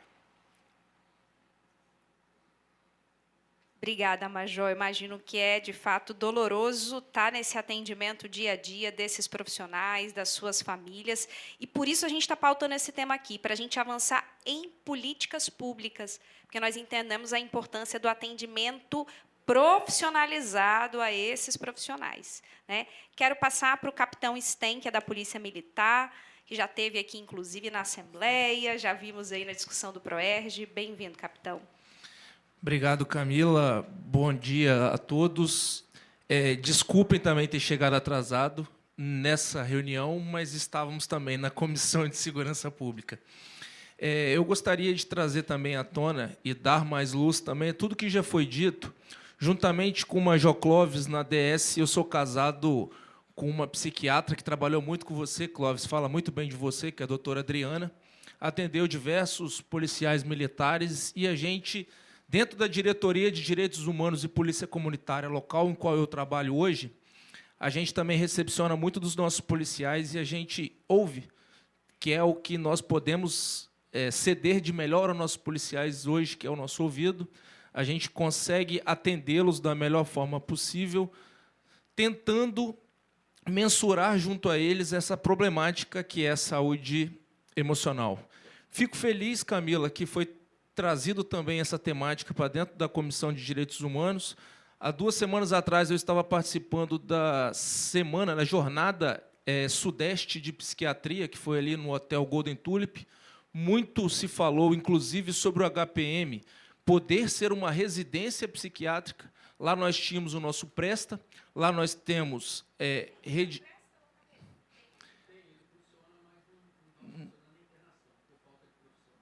Lá nós tínhamos a nossa ala de internação, lá nós tínhamos a nossa ala laboratorial, lá nós tínhamos toda a estrutura que o Estado necessita, enquanto Universidade Federal, por exemplo, para ter uma preceptoria, para ter uma residência psiquiátrica no Estado, nós teremos as condições dentro do HPM.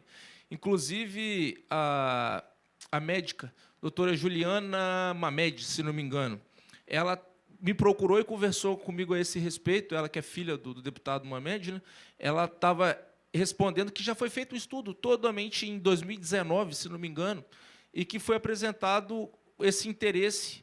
E aí, juntando a fala da deputada Irine Lopes, a necessidade de políticas públicas mais específicas. Isso, obviamente, é custoso, mas o custo-benefício é altíssimo. Nós precisamos muito desse tratamento.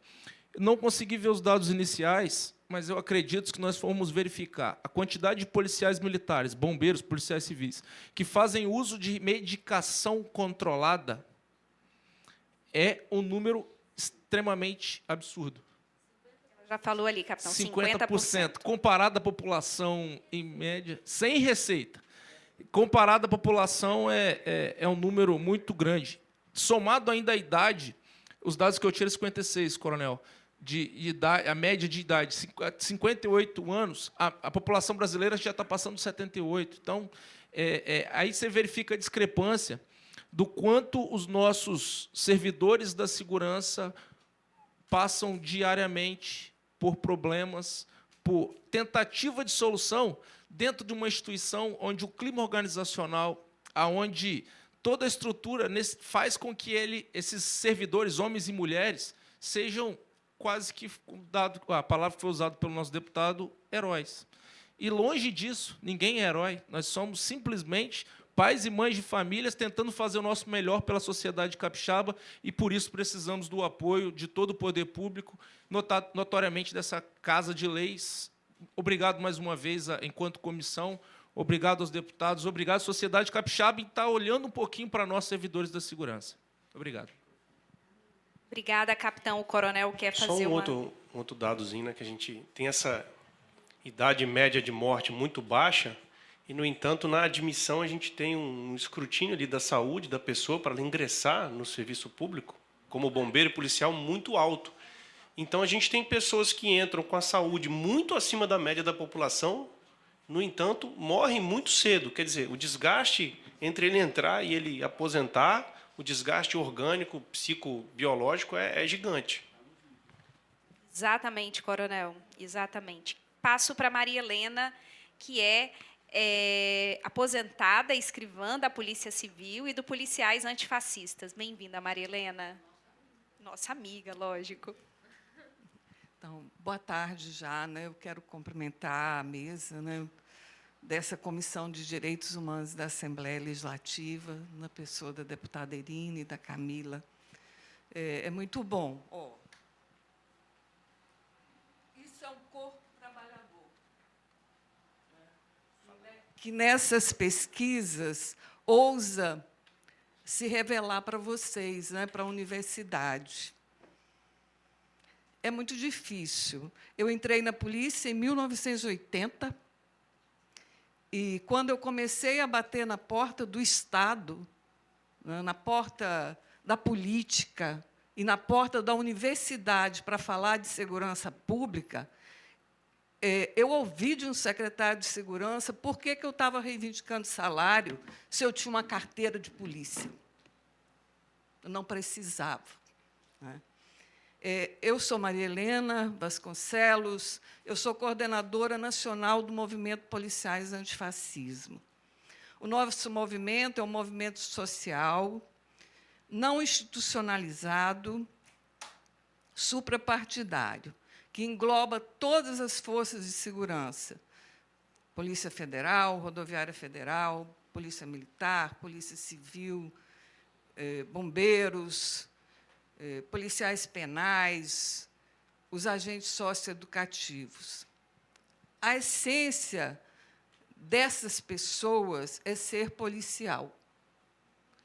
E ser policial significa, numa sociedade de classe, estar lá na superestrutura para manter essa sociedade de classe. Então, é um conflito constante. E aí toda a minha solidariedade ao território do bem. Toda a minha solidariedade como policial que fui, como aposentada e militante que sou, né, a essas pessoas onde o Estado, muitas vezes, só aparece por confronto.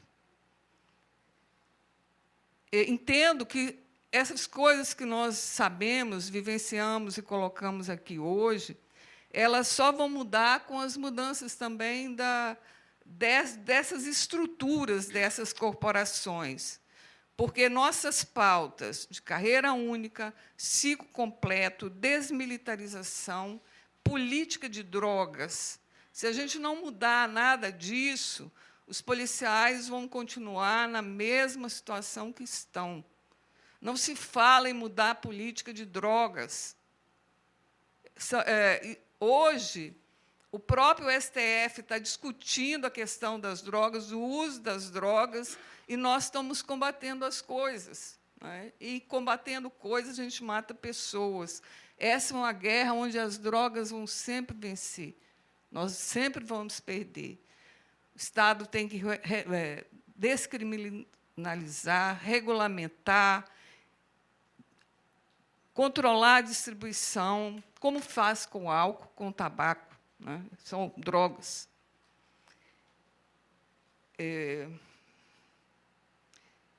Então, a nossa essência de ser policial, né? E aí tem que ouvir as bases. Policiais militares, até hoje, policiais do nosso movimento, policiais antifascismo, estão respondendo a PADs, a IPMs, só por pertencerem ao movimento e falarem, por exemplo, da descriminalização das drogas. Nós temos aqui no Estado. Não é falácia, é real. Então, policiais militares dificilmente se abrirão para pesquisas quando eles sabem que eles não podem falar, que eles estão sujeitos a um RDM, um regime disciplinar militar, e serão investigados por falarem. Né? Então, tem que ouvir as bases, mas quando elas vão poder falar? Né? É muito difícil ser polícia num país, né, num Estado que valoriza mais a propriedade que a vida, gente. Nós estamos aqui para proteger propriedade, não vidas. Né? Então, é uma contradição nossa, né, de policiais, que traz muita angústia. Quando a Polícia Federal é trazida, né, como diferente, o que é diferente na Polícia Federal? Ciclo completo, carreira única. Porque nós, das outras corporações, quando entramos na base, nós nunca vamos chegar a dirigir essas corporações. São duas portas de entrada. Então, quando a gente prega a carreira única, é porque a gente entende que quem entra na base de uma polícia tem que chegar a dirigir essa instituição. Então, o que nos diferencia, professor, da Polícia Federal, nas nossas angústias, é que eles têm um ciclo completo e uma carreira única. Né? Então,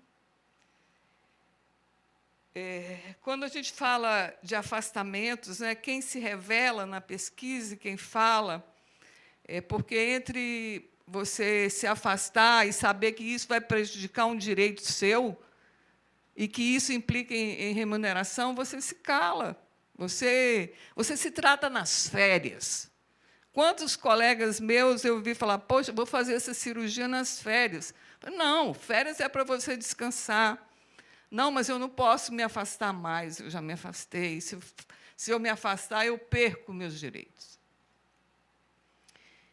sono e jornada. Parece descolado, né? Mas nós não temos uma jornada. Eu lembro, né, quando nós vendemos as 30 horas por 33,33% a mais no salário. Passamos para 40 horas. Mas como as 30 horas também eram ficção, as 40 horas também são ficção. Ninguém trabalha na polícia só 40 horas. Primeiro, que você não larga seu posto se ninguém chegar para você te render. E, segundo, você vende a sua folga para ter mais dinheiro. Você precisa de dinheiro. Então, ao invés de descansar, você vende para o Estado. Uma força de trabalho qualificada, especializada, que vende sua folga para ter salário. Então, sono e jornada não vai dormir, ele já não dorme. Eu tenho colegas que tanto trabalhou à noite que hoje não consegue mais dormir à noite, né? Eu passei por isso tudo, mas...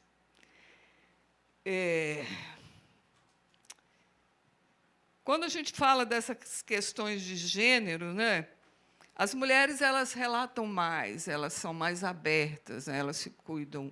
Isso pela minha vivência em todos os movimentos de mulheres policiais também. Os homens vão relatar problemas gastrointestinais, outros problemas, mas eles aceitar uma doença mental, para muita gente, é difícil. Para um policial que é visto como um herói, é muito mais difícil, né? Então, e aí passa também pela questão da formação continuada, né? E aí eu não posso deixar de citar o caso da policial penal Érica Rodrigues, que foi torturada no curso de formação. Então, a gente tem que falar sobre isso. Tem muita violência nos cursos de formação. E, até hoje, as investigações desse caso, elas vão sendo postergadas. Ela foi torturada, depois descobriu que estava grávida, a nenenzinha já nasceu, a filhinha dela. Ela está com uma lesão permanente na mão, porque ela foi arrastada pelo braço para bater o sino, para sair do curso. Então, isso é muito difícil. Comentário aqui. Isso porque isso é o uso de política degradante. Sim, e isso acontece no Brasil inteiro. Recentemente, nessa semana passada, teve um caso idêntico no Rio Grande do Norte, que a policial está com as nádegas todas marcadas, que ela levou pauladas nas nádegas, né? Então, eu estou muito feliz, que eu acho que, da época que eu comecei a bater na porta, né, da universidade, que nós não tínhamos estudo algum, na porta da Assembleia Legislativa, é a paciência histórica. Eu tenho uma paciência histórica, né, de entender que nós vamos conseguir construir uma segurança pública democrática, onde as bases das polícias sejam ouvidas. Eu tenho muita esperança nisso. E eu hoje milito no movimento Policiais Antifascismo por isso, né?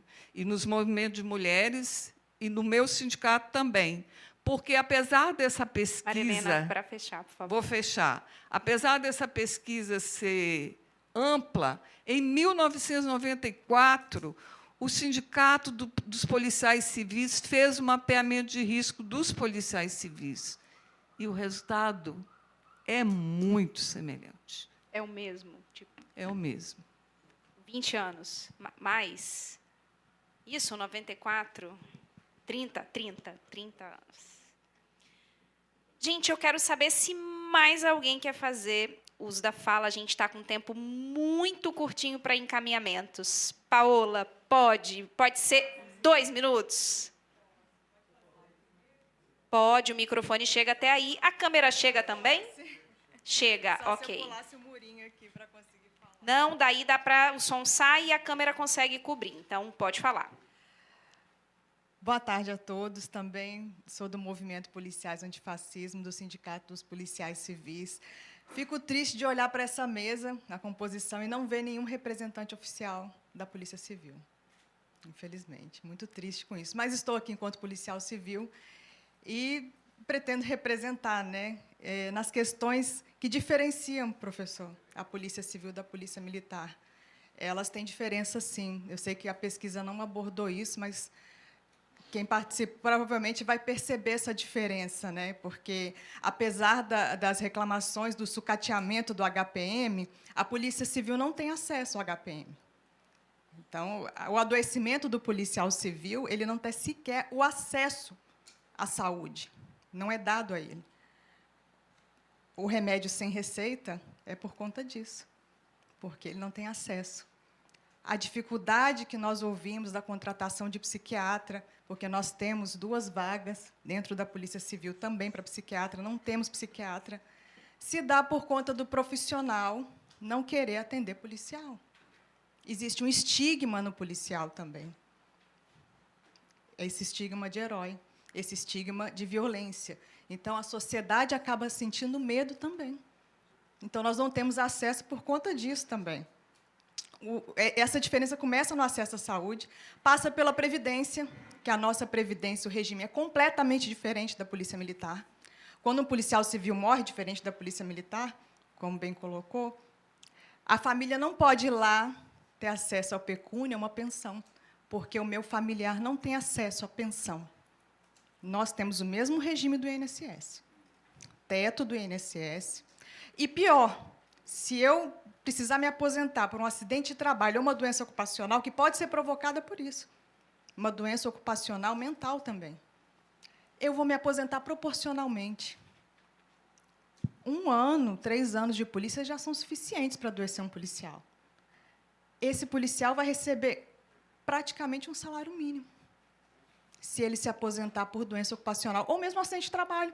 Eu vou numa operação, como colocou o deputado aqui, que nós precisamos endurecer a política contra o tráfico de drogas, contra a organização criminosa. Endurecer como? Como é que fica a proteção do policial que vai endurecer isso? Então, a relação do Estado com o policial, com o profissional de segurança pública, ela é muito precária. Os nossos direitos humanos são violados o tempo todo, enquanto profissionais. Porque uma política de segurança pública dura favorece, provavelmente, interesses pessoais, mas não a sociedade. Ninguém ganha com isso. Enfim, se eu ofereço que está faltando verba no HPM, pode abrir para a Polícia Civil, que a verba vai ser dobrada, porque nós temos uma dificuldade nessa discussão e nesse debate também. O secretário de Segurança, inclusive, se colocou à disposição para tentar fazer essa interlocução com o Estado, porque existe uma resistência da Polícia Militar para fazer isso. Então, tem diferença. Tem diferença nas instituições. Nós não temos diferenças na base. Por isso, agradeço aos coronéis por estarem aqui, mas não vi nenhum representante da base também, das outras polícias. Paola, eu quero só fazer um registro para ser bastante justa. A Polícia Civil justificou a ausência, faz questão de ler aqui o e-mail da delegada da divisão de Promoção Social. A deputada Camila Valadão, presidenta da Comissão de Direitos Humanos, agradece imensamente o convite. Entretanto, por motivo de conflitos de agenda e em retorno de férias na data de hoje, 27 de junho, me encontro impossibilitada de comparecer. Estou à disposição, caso haja a possibilidade de nova data de apresentação dos resultados da pesquisa, que muito interessam a esta divisão da Polícia Civil, voltada para os cuidados em saúde dos servidores. Inês Ângela Loz, delegada de polícia da divisão de promoção. Fiz questão de ser justa e até para justificar. Esse convite nós destinamos diretamente para os setores específicos de cada força de segurança. Então, a gente destinou especificamente para o setor no Corpo de Bombeiros, na Polícia Militar, na Polícia Civil. A gente não chamou o comando dessas forças amplamente, porque a ideia era para a gente chamar esses setores para escutar a apresentação dos resultados da pesquisa. Esse é o primeiro momento, gente. Inclusive, é a abertura da pauta da Comissão de Direitos Humanos para esse debate, que, na nossa avaliação, abrange, sim, os direitos humanos dos trabalhadores da segurança pública.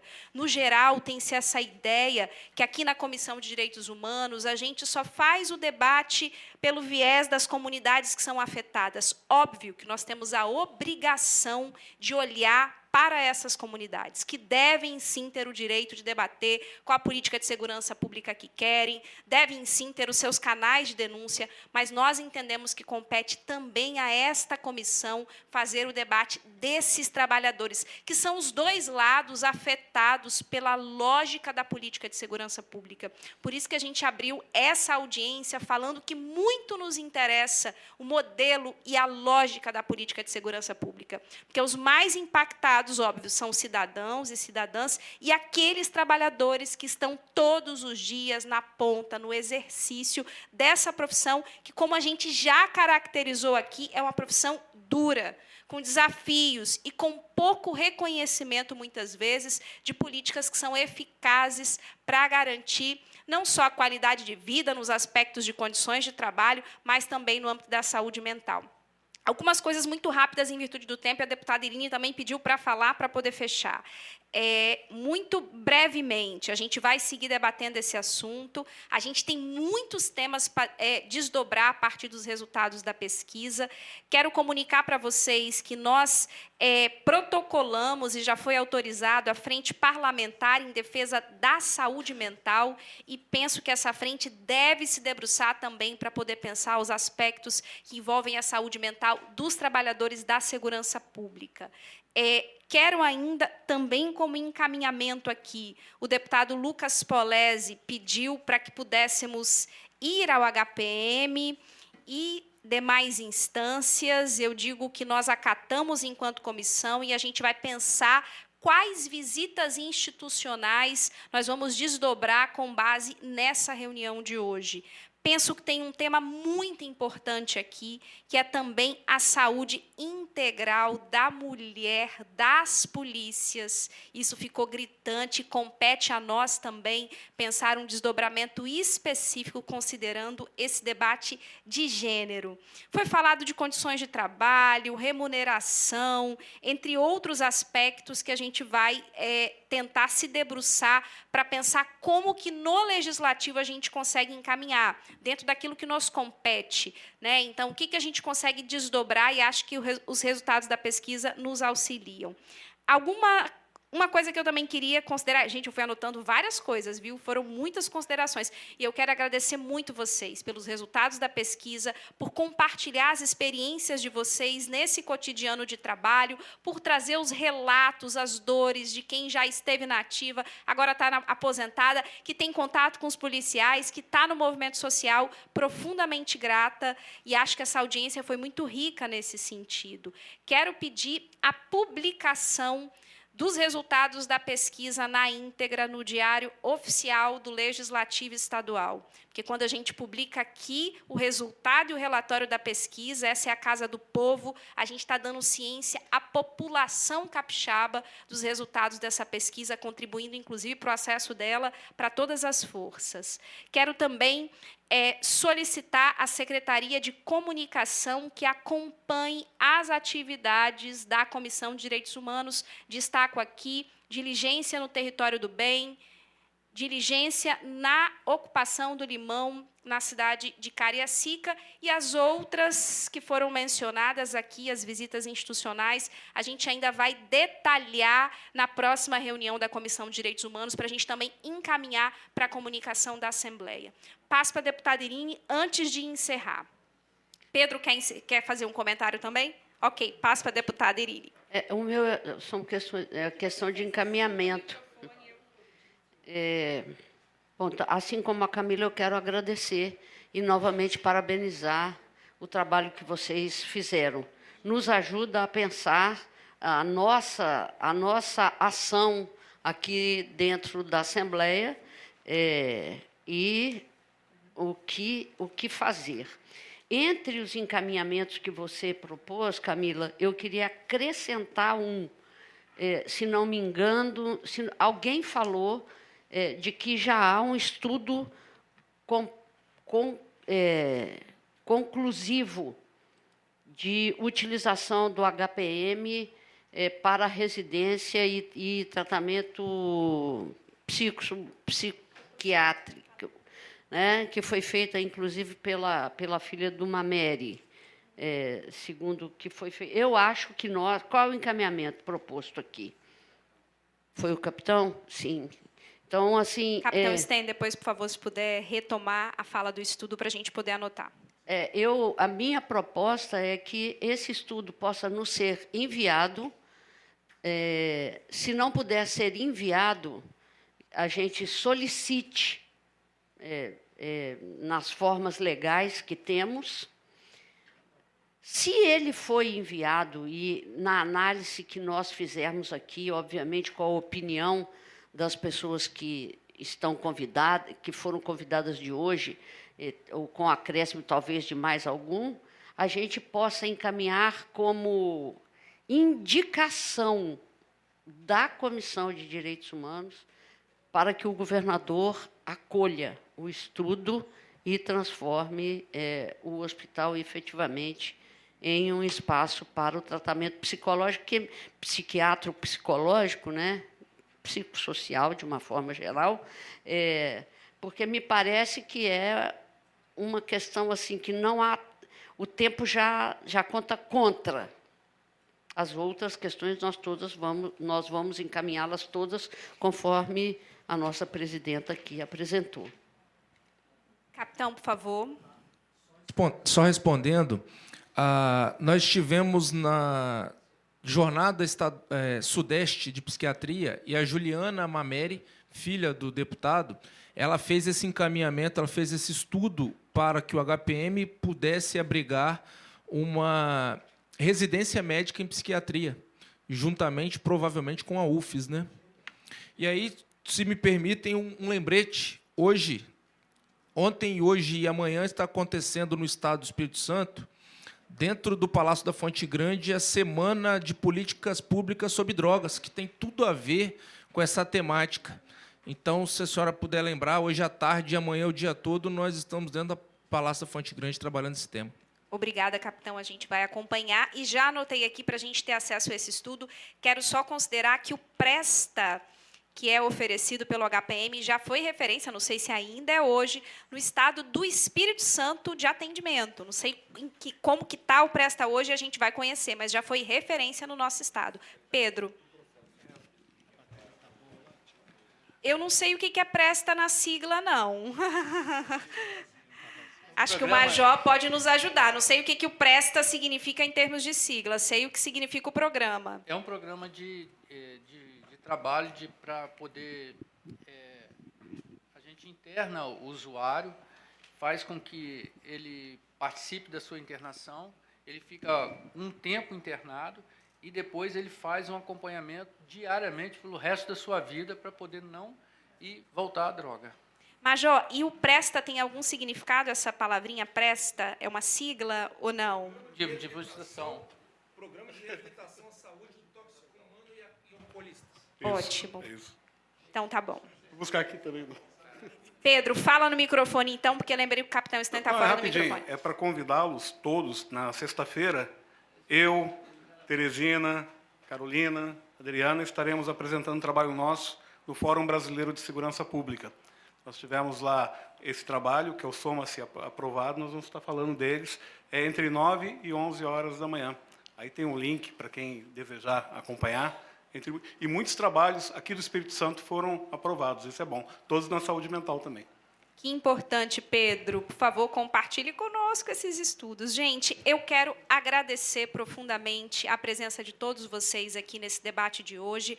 Como eu disse, a gente tem muitos desdobramentos que a gente vai seguir trabalhando enquanto Comissão de Direitos Humanos. Alguns a gente já conseguiu encaminhar hoje, mas outros ficarão para a próxima reunião, porque a gente quer acessar os estudos em detalhes.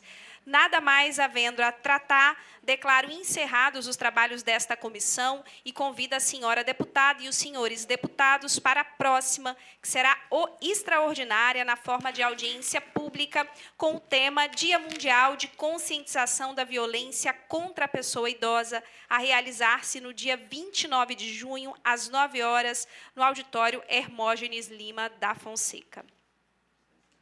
Encerrada a sessão. Lógico.